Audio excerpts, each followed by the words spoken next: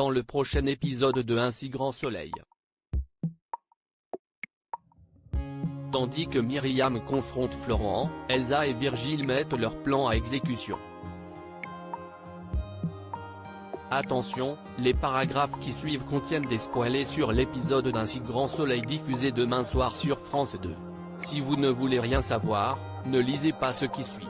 Mercredi 18 novembre dans Un si grand soleil. Myriam confronte Florent en prenant un café avec Sabine. Florent annonce qu'il a mis fin à son histoire avec Claire. Comme il a décidé de s'installer quelque temps à l'hôtel, Sabine lui offre de venir chez elle.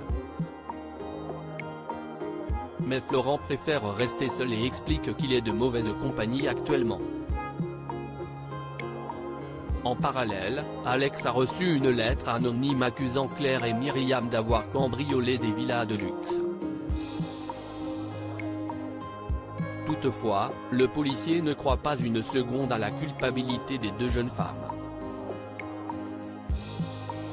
Non, loin de là, Sabine, qui s'imaginait qu'une histoire était encore possible avec son ex-mari, confie à Eve et Mo que Florent la voit uniquement comme une amie.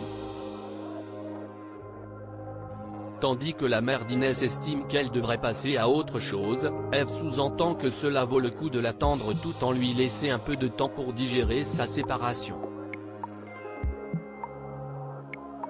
Dans l'intervalle, Elisabeth souhaite faire un don de 823 000 € en faveur des personnes qui ont souffert de la pandémie liée au Covid-19.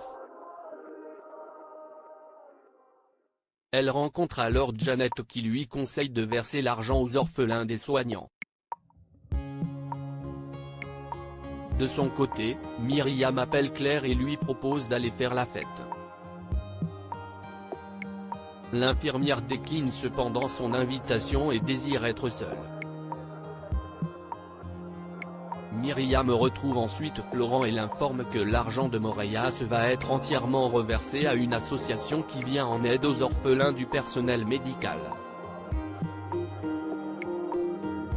Peu après, le ton monte entre eux et la cousine d'Alex en profite pour dire ce qu'elle a sur le cœur.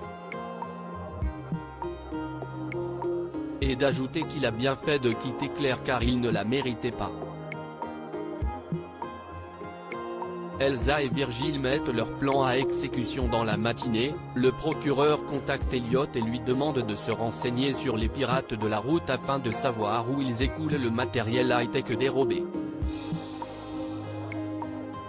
Le fils d'Ève interroge alors José mais celui-ci indique ne pas travailler sur ce genre de plan afin de ne pas attirer l'attention de la police.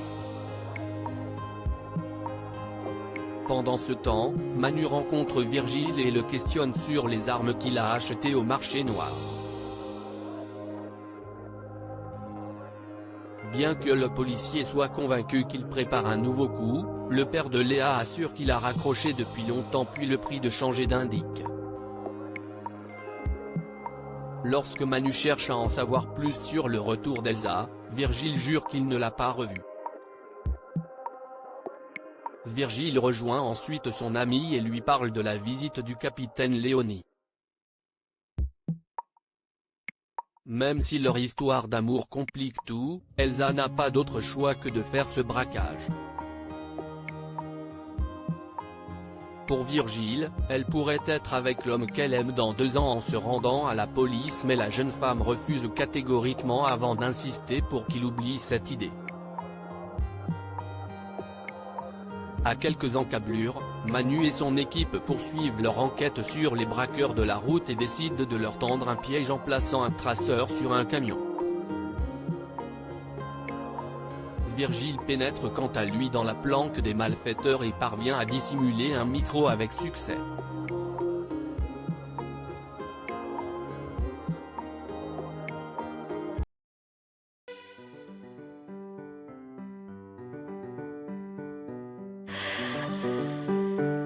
The man I love just had a heart attack, but who needs a heartache